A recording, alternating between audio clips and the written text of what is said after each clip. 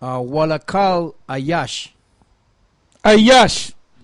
The word Ayash is a Hebrew word meaning man, meaning a physical man. Doesn't mean nation. So this deceptive demon, Nate, Satan, that proves that we believe he sold out. And we damn sure know the evidence is overwhelming that, what's his new name? General Gonorrhea, the evidence is overwhelming that he sold out. And we got more information on this guy. We even know the group that actually went to him and gave him that money. We got all kind of aces in the hole for this nigga, for this fucking sellout. He's got so shook by GMS that the last Monday show he didn't take no calls. He went from taking calls all throughout the show to taking calls in the last 7 minutes to not taking. Why would you do that, man? And then you always act like you looking forward to hear from GMS. Yeah. Let me say something to you brothers. You brothers that like, blowing up his phone, keep blowing up his phone if he accepts calls. And hope he don't hang up on you like he did with Rakai Allah. Because there was, when you see the tape that Rakai Allah and the brother from Texas did last week, there was a point where Rakai Allah called him and he kind of put the thing down, then he hung up on him, then he called him back, and then what's his name, General Gonorrhea, he said, we're gonna move on. Why you gonna move on? Why you gonna move on?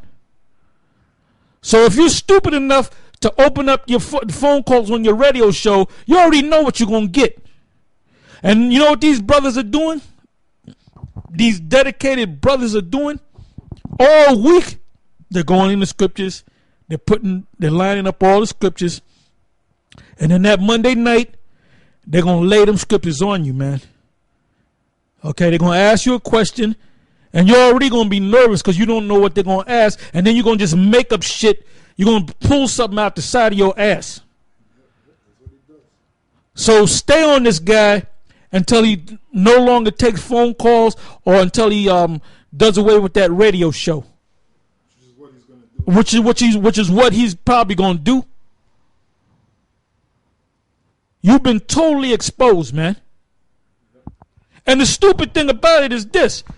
You had so much pride, you had nerve enough to try to come against the men of the Lord, which you are not.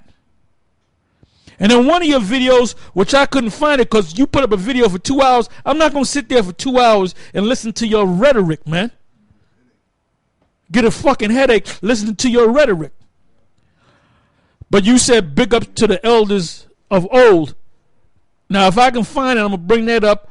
Now, why would you big up the elders of old? All the elders of old went back into the world.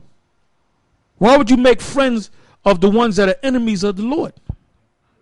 Because you're enemy of the Lord. Yahweh Ba'ashem Yahweh Shai. Now, let's go back to that. Now we're going to go back to the verse with the mark in the Hebrew. Let's read in the English, and then we're going to read it in the Hebrew. And then we're going to go to the Hebrew English dictionary, right? You got it on the ready? All right, go ahead. Revelation 13:16. And he causeth all, both small and great, rich and poor, free and bond, to receive a mark in their right hand or in their foreheads. Now, we looked up the word mark. We looked up the word mark in the Hebrew, in the New Testament. Now, in the English, the word there is charagma, which means implanted, inserted, a thing that's inserted. Something that you dig into to put something in. Go ahead. And I mean, that was in the Greek. I'm sorry, the Greek. It says kabun kawarium. That was a two words. Kawarium. Now we looked up the word kawarium. It's from the word kawar, and the yum makes it plural. So whatever it is, you put an S at it. Or S behind it. Go ahead.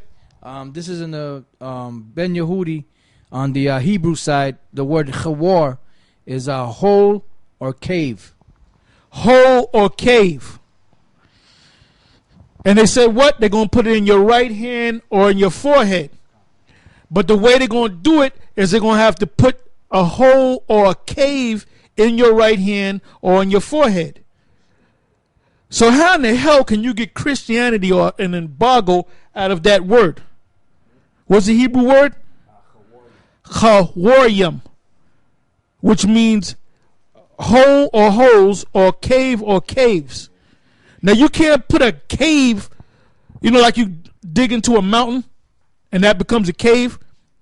You can't take your hand and build a cave in your hand. A cave is like in your teeth. You get cavities, right? The word cavity means cave. There's a hole in your tooth. That's why you get toothaches.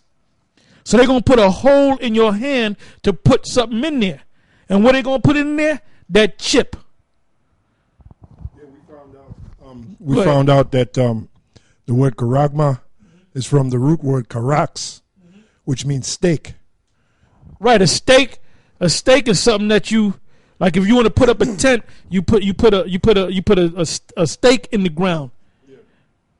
And basically when you put a stake in the ground, you're making a hole in the ground or a cave in the ground. All right, go ahead. Okay, that was it? Okay. All right, go ahead. Yeah, read it again. This is chawarium, and the word chawarium means chawar, hole or cave, which is the plural of that word.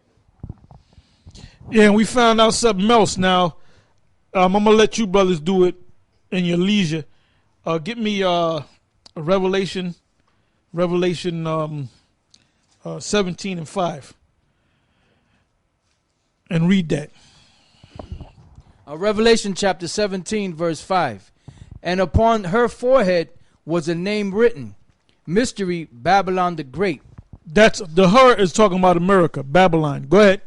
Mystery, Babylon the Great. You notice it said mystery because nobody knows who this woman is. Go ahead. Babylon the Great, the mother of harlots and abominations of the earth.